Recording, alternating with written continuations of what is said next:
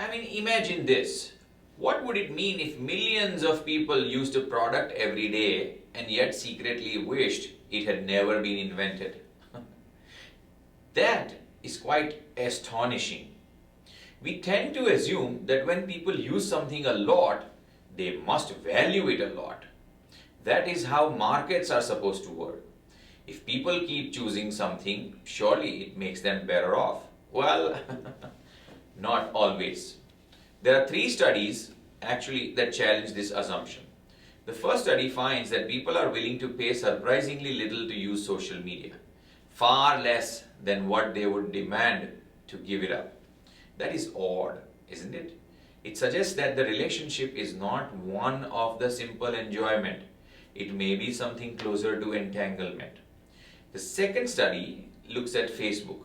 People who stop using it for a month become happier, less anxious, less depressed. And yet, even after feeling better without it, many would still demand money to quit for another month. Now, this is quite fascinating because it suggests that what keeps people on these platforms is not necessarily joy.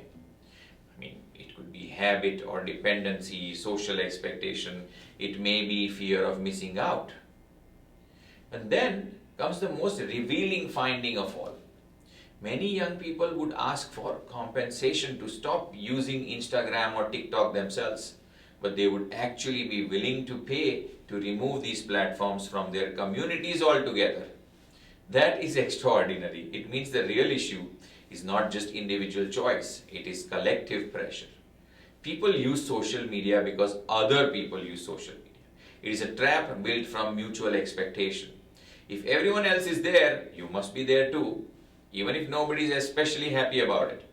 Economists call this a negative externality. In ordinary language, we might call it social coercion with a glossy interface.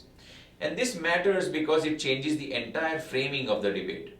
If a teenager says, I choose to use this, we should ask, how free is that choice in a world where friendship, visibility, belonging, and status are increasingly organized through the platform? This is not a trivial question by any means. It actually means that the market signal high use may not be the evidence of high benefit. It actually may be the evidence of high lock-in. And perhaps that is what is a bit unsettling truth over here.